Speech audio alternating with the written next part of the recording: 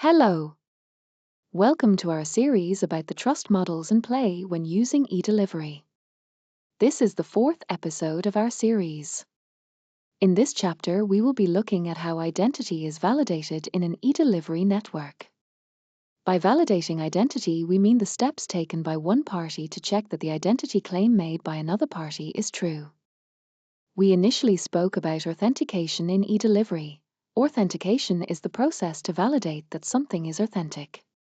When speaking about authentication in eDelivery, we have the following considerations in scope. First, we need to authenticate the identity claimed by a given party, either the sender or the receiver of a message. Second, we need to authenticate the content that is being transmitted by a given party, meaning that we need to authenticate that the content being received is exactly the original content created by the sender. In order to perform authentication of the sender, eDelivery uses the digital signature mechanism offered by the PKI framework. By signing the message being sent, the sender proves that it is in the possession of the private key for the digital certificate used for the signature, while ensuring that the signed content has not been hampered. Let's look at how does the sender authentication technically happens in an eDelivery access point. When authenticating the incoming message, the receiver access point uses as input the digital identity and the certificate of the sender access point and will run the following validations. Check that the signing certificate is valid and trusted. Check that the signing certificate is registered in the network as linked to the digital identifier of the sender. Check that the sender owns the private key for the certificate by checking the signature. And now let's see how the receiver authentication happens. When authenticating the receiver, the sender access point uses as input the digital identity and the encryption certificate of the receiver access point and will run the following validations. Check that the encryption certificate is valid and trusted. Check that the encryption certificate is registered in the network as linked to the digital identifier of the receiver. Ensure that the receiver owns the private key for the certificate by encrypting the outgoing message using the public key. When it comes to performing the identity validation in eDelivery, from the point of view of the access point that is performing this validation, there are two ways or strategies of configuring this validation process.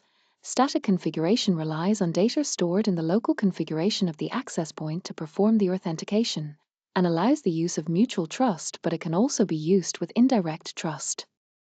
Then we have dynamic discovery.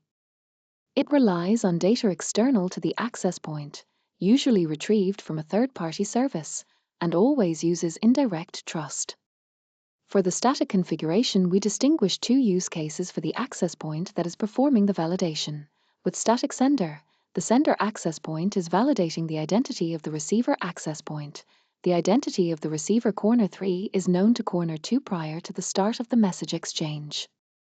Corner 2 knows in advance, since it is statically configured, the address and the encryption certificate for the corner 2 that is indicated by corner 1. With static receiver, the receiver access point is validating the identity of the sender access point. The identity of the sender corner 2 is known to the receiver corner 3 prior to the start of the message exchange. Corner 3 validates the party identifier and the signature certificate used by the incoming message against data that is statically configured and was known to corner 3 before the message arrived. In order for an access point to perform the static authentication of the receiver, a set of conditions have to be met in the way the access point is configured, namely the identifier of the receiver access point, corner 3, is always received by corner 2 from corner 1, along with the message to be sent.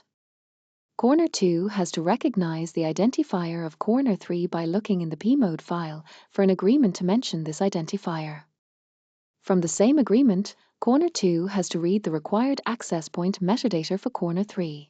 More precisely, corner 2 will retrieve from the agreement in the pmode file the encryption certificate of corner 3 and the URL address of corner 3. The retrieved certificate has to be valid and trusted by corner 2. All the above conditions being met, corner 2 will proceed with encrypting the message payloads using the public key in the certificate, and will push the message to the URL retrieved from the pmode file. Please note that for describing the use case of static sender authentication, we used the push pattern for the message sending. Similarly, for the receiver access point to perform static authentication of the sender access point, a few configuration checks must be passed. First, the identifier of the sender access point, corner 2, is always taken from the incoming message. The signature certificate of corner 2, or a reference to that certificate, is also present inside the message signature and is retrieved from the message. Next, corner 3 must recognize that certificate. It does this by looking up the identifier and the certificate in the P mode. The P mode must contain an agreement that lists corner 2's identifier and certificate.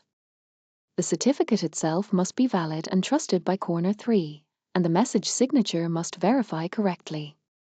If all these conditions are met, corner 3 proceeds to process the incoming payloads, for example, decrypting them, decompressing them, and dispatching them to the target application. In short, corner 3 checks who sent the message, confirms the certificate matches what the P mode expects, verifies the certificate and signature, and only then processes the message. For dynamic discovery, we distinguish two use cases for the access point that performs the validation. First, the dynamic sender case. Here the sender, corner 2, does not know the identity of the recipient access point, corner 3, ahead of time. Just before sending, corner 2 discovers corner 3's party identifier together with the access point's network address and its encryption certificate.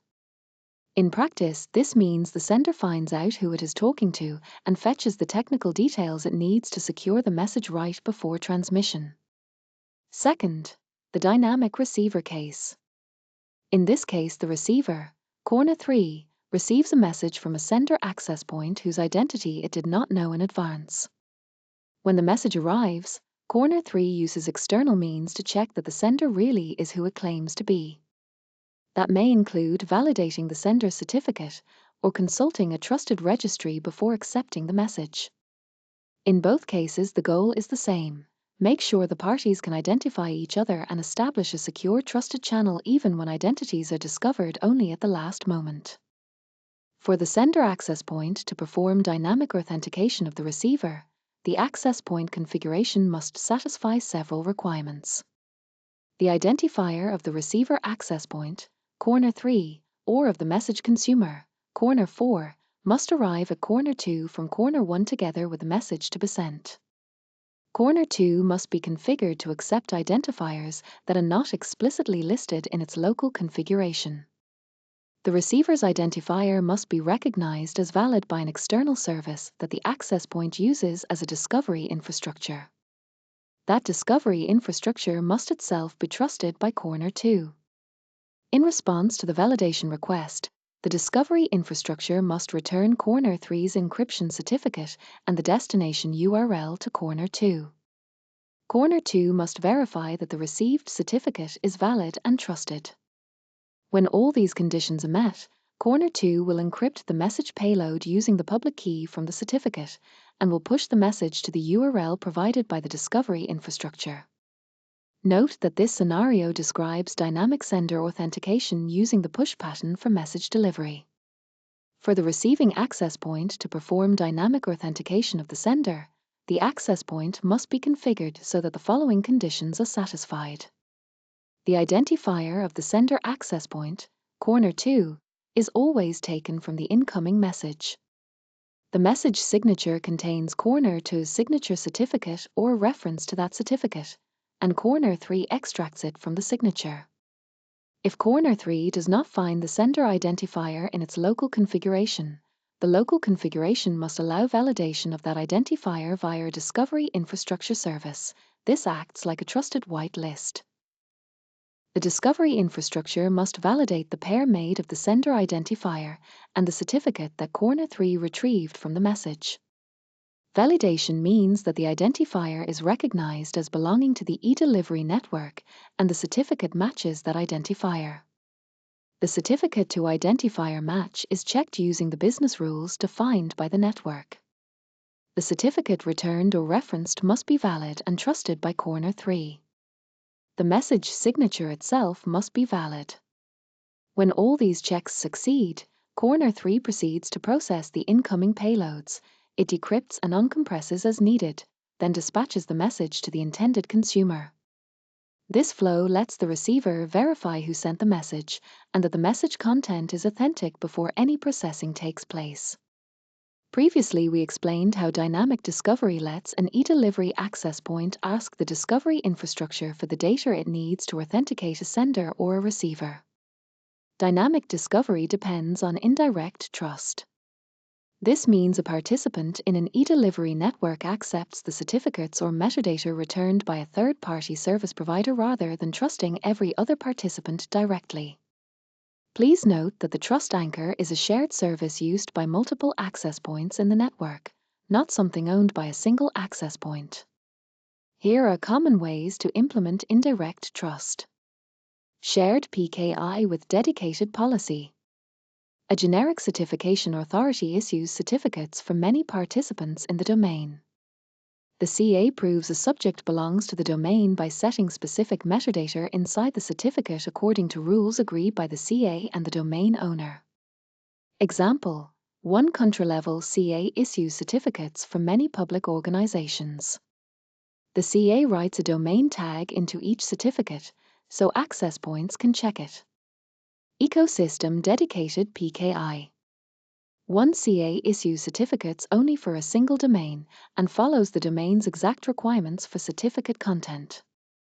This keeps certificates tightly bound to the domain rules. Example: a private industry ecosystem runs its own CA that issues certificates only to its members and encodes member roles in the certificate. Custom whitelist.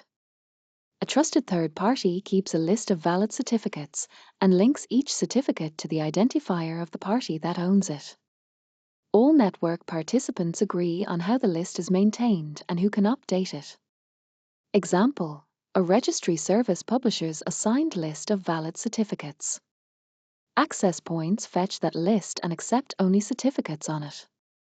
SMP used as a whitelist. The service metadata publisher can act as the source of truth.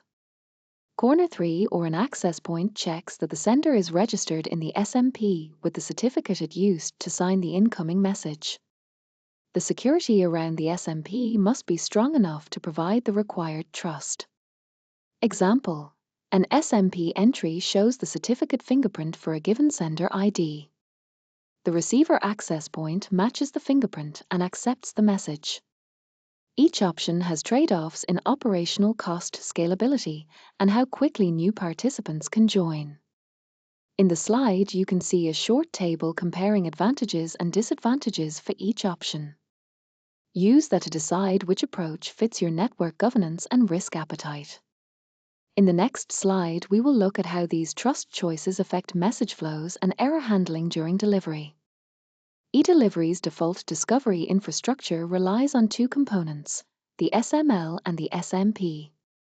Because the recipient's URL and encryption certificate are essential to trust who receives a message, we must trust the SML and SMP themselves. Why trust matters here: the SML points to the authoritative SMP, and the SMP carries the recipient's endpoint URL and encryption certificate. If either piece is wrong, a message could be sent to the wrong place or encrypted with the wrong key.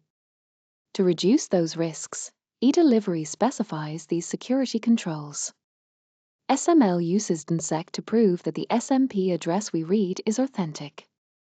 DNSSEC helps prevent attackers from giving us a false SMP location. SMP entries assigned. The signing certificate must be trusted by client access points so they can verify that the SMP record really came from the owner. The SMP update interface requires authenticated access. Only authorized parties can change SMP content, which reduces the risk of tampering. Practical example: when an access point looks up a recipient, it first validates the SML response via DNSSEC, then it fetches the SMP record and checks the signature. If both checks pass, the access point trusts the recipient's URL and certificate and proceeds to send the message. Keep these checks in mind. Trusting the discovery infrastructure is as important as trusting the recipient itself. Thanks for watching. Find out more on the eDelivery website. For questions, feel free to reach out via email. See you in the next video.